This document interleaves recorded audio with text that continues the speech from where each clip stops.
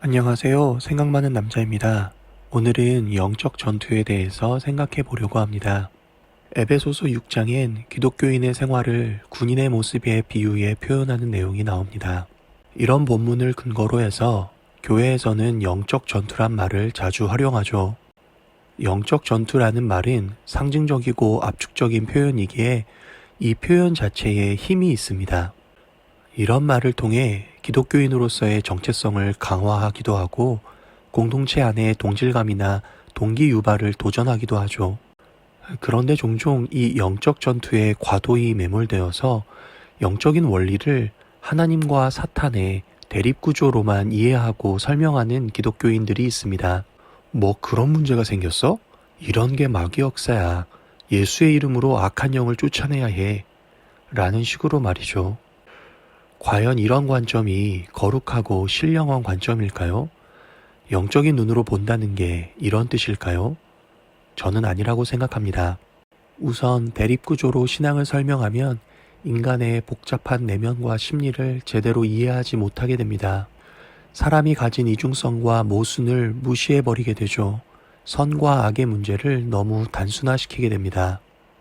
이런 차원의 기독교 신앙은 히어로 영화, 판타지 소설, RPG 게임과 다를 게 없습니다. 정의의 용사가 악당을 물리치는 모습에서 우리는 어떤 원초적인 쾌감을 느끼기 마련이죠. 하나님을 믿는다는 것이 이런 차원의 즐거움을 얻는 것처럼 생각하는 겁니다. 그러나 기독교 신앙을 이런 수준으로 이해한다면 기독교를 오해하는 것이 됩니다.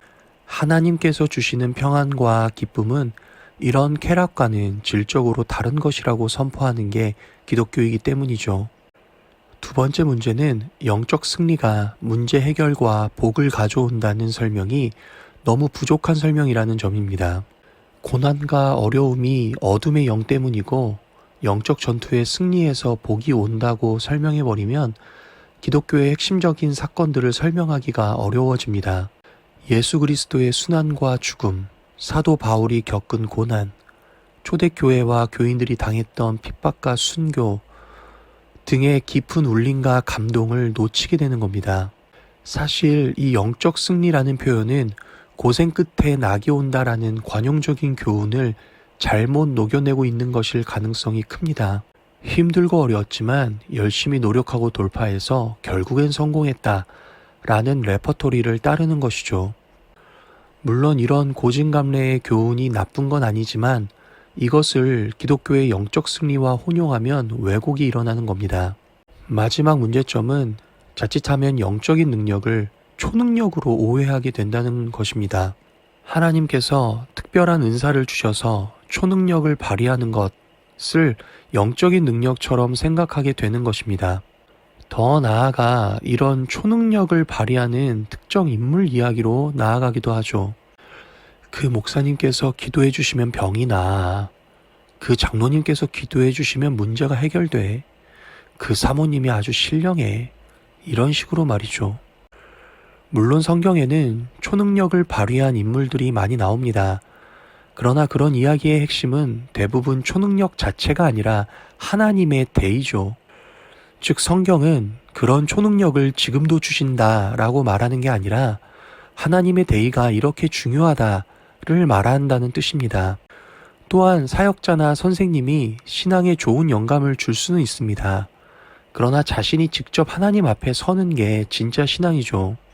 특정 인물을 통해야 기도가 이루어지고 특정 인물을 거쳐야 어떤 은사가 받을 수 있다는 생각은 용한 점쟁이를 찾아가 부적을 써달라고 하는 것과 똑같은 행위입니다. 기독교가 철저히 배격하는 미신이 바로 그런 것입니다. 기독교는 예수께서 십자가의 죽으심으로 자유를 주셨다고 선포합니다. 그리고 그 자유 속에서 스스로 십자가를 지고 예수를 따라야 한다고 선포합니다. 이것은 앞에서 말한 초능력을 추구하는 것과는 완전히 다른 내용입니다. 분명 과학적 실험이나 논리적 증명으로 설명되지 않는 신비한 삶의 영역과 진리가 있습니다.